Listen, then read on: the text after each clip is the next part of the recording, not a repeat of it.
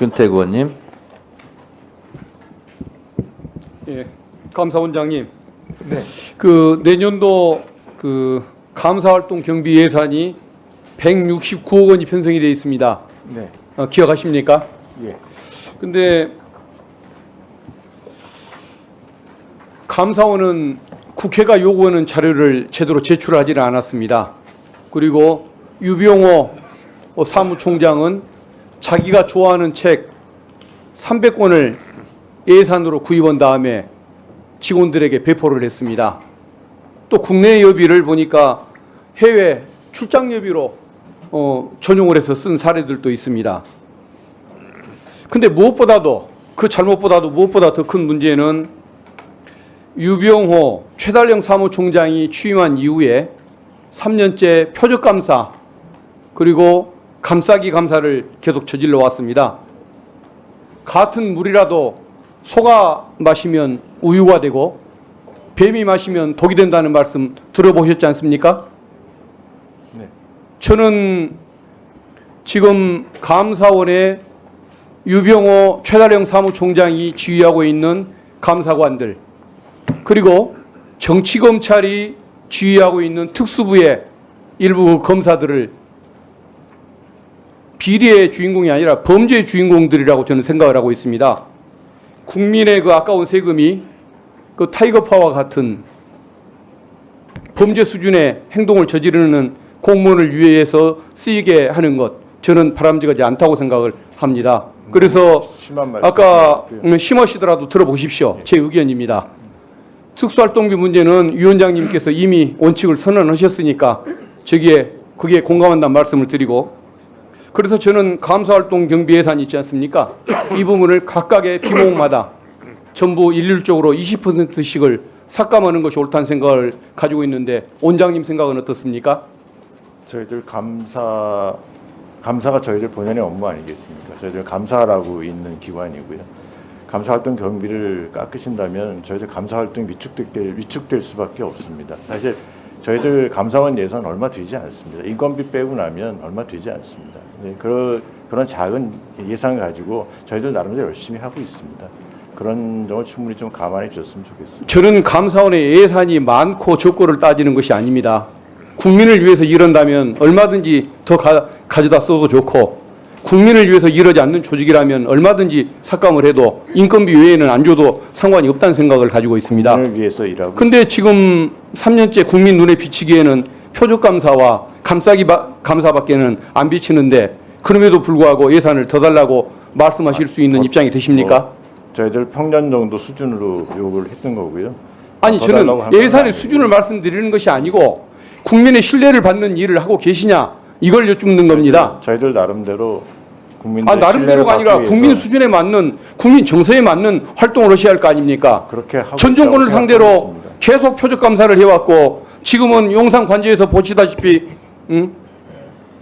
현 정부를 감싸기 위한 감사를 하고 있는데 어떻게 나름대로 열심히 한다는 말씀을 하십니까? 네, 전 정부 현 정부 가리지 않고 국민들이 의혹을 제기하시는 부분에 대해서 저희들이 진상 규명을 위해서 철저히 파헤쳐서 감사 결과를 국민들에게 공개를 전혀 세금을 내는 국민들의 의사와는 동떨어진 말씀을 하시는 것 같아서 마음이 아픕니다. 무슨 취지로 말씀하시는지 이해는 됩니다만은 하여간 저희들 그래서 저는 우리 원장님이 국민의 그 신뢰를 받는 감사원으로 만드시려면 그 타이거파들부터 정리하시는 것이 맞다는 생각이 듭니다. 그 타이거파 하는 것은 저희들 직원이고 다 열심히 일하고 있는 직원들입니다.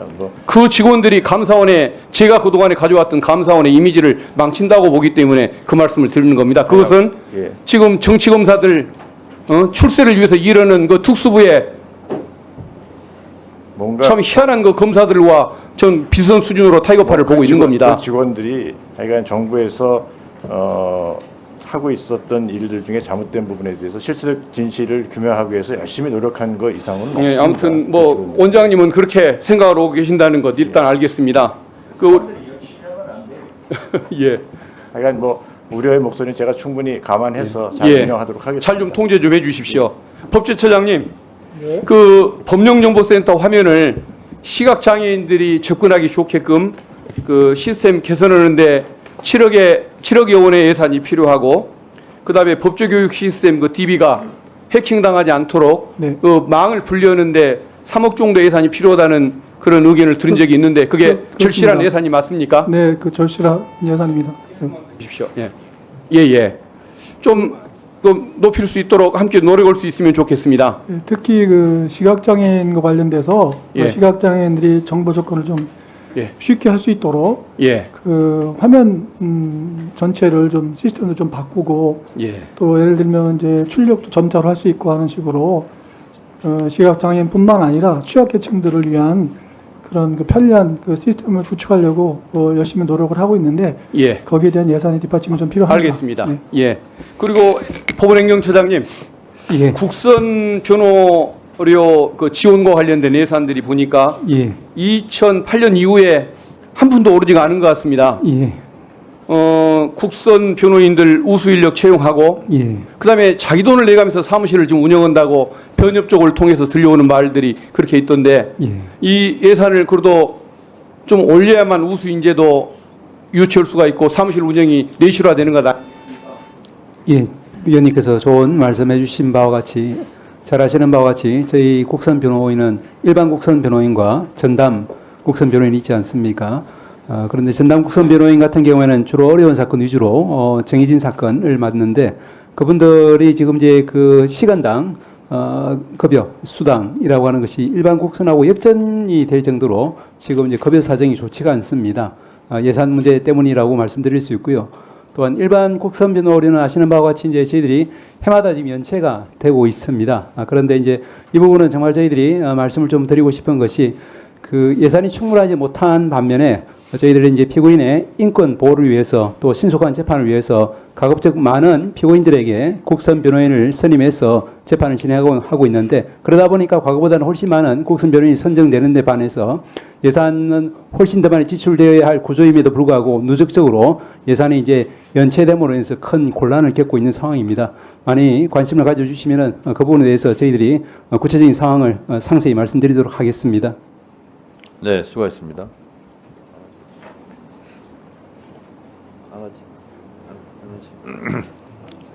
예? 아니 아까 안 한다고 해가지고.